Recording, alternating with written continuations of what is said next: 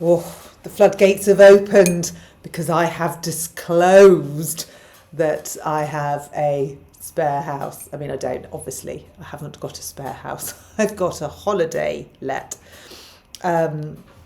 But I did disclose this. Somebody said to me, you can't complain about paying 20% extra VAT when you've got a spare house. And I was like, it's utter insanity. Barclays own the house. I rent it from Barclays because of my situation. It is my job. It is my business. It's not doing very well at the minute. I don't know how much longer I'll have my spare house for. But, you know, the wider topic that this was under the umbrella of was people renting houses in catchment areas alongside their other house to get the better school for their children because they wanted the best for their kids. And we've got this sort of parallel here where there's, in the private sector, people are paying school fees to get the best for their kids because they've made a choice that that's what they want to do. And in the state sector, we've got the parallel that people are either buying the houses in the catchment areas of the good schools, or they're renting a house or borrowing a friend's postcode in the catchment area of the good schools so that their kids can go there. On both sides of the coin, parents are doing their best for their kids. Now, I'm being vilified by some for having two houses. I don't have two houses. I have a business. Okay, if you're a farmer, you have a farm. Well, until Rachel Reeves gets her hands on it. Not a good example. What's a good example? If you're a hairdresser, you might have a hairdresser's premises. You might, if you have a clothes shop, you might own the clothes shop or rent the clothes shop. Just because it's for people going on holiday doesn't make it any different. Bridget Phillipson has two houses, so her kids don't go to school in her constituency. Her kids go to school in London.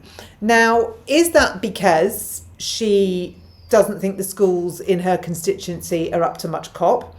Is that because she's working in London and her partner works in London, so they base their time there, so they go to a very good state school? Is it because that made more sense for their kids? And I'm not going to knock her for it. I think, even though she won't give me the choice, I think that it's okay to have the choice. I wish she'd be open about it. You know, I've been totally transparent about something so ungroundbreaking it's ridiculous, but there you go. Why isn't she being transparent with us? Why isn't she saying, yeah, my kids go to school in London because... fill in the gaps? Because when you don't fill in the gaps, people make assumptions. And as we know, assumptions are my biggest bugbear because they are never, ever right. There is always something that makes you go, oh. And if you've made an assumption, most people feel a bit bad about that. They should feel a bit bad about that. I hope the person that made the assumption that I was absolutely wedged because I have spare houses. Now I've explained several times that I do not have spare houses. I hope they feel a bit bad about that. And I hope they go, oh, yeah, okay, she's just a single mum trying to earn a living. Because that's the truth.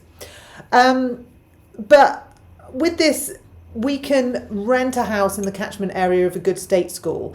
I cannot see the difference between that and buying an education. I simply can't. I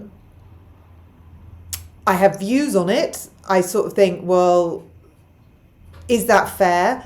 Because my view on that is, by going to a private school, I'm not stopping another child go to a private school. But by renting a house in a good catchment area but not living in that house, I am stopping somebody else go to that school. If my house is that tiny bit closer, I'm going to get the place. So it is playing the game. Now, who's going to be judge and jury on that? It's a difficult one. It's a really difficult one because we get back to the whole point of this, which is parents wanting the best for their children. And the government stepping in for private school parents and saying, well, you may not do that. But you in state, you can rent as many houses as you like. You know, go for your life. Gosh, I wish someone would rent mine off me. It's just double standards and there's no clarity. And it's because it's a bill that's been pushed through too quickly without any kind of thought, without any kind of research, nobody's gone through these scenarios and gone, oh, well, yeah, but that might happen. You know, nobody thought about the fact that the kids aren't going to come from overseas anymore. They don't want to come to a country where the school system is so fragmented and the private system is not what it was. They just won't invest. They won't come. So that has a knock-on effects on Rachel's economy. So the money that she's trying to make from VAT, she's creating bigger holes to fill because we've got gaps to fill now. If 25% of kids move out of private education, which is expected to happen over the next few years, that's her entire budget gone. It's going to cost her money.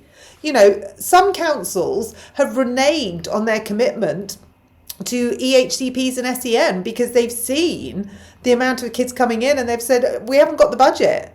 You know, we were committed to that when it was the existing children that we had, but now we've got more children coming in. We can't commit to these numbers because we don't have the money. And we're in January.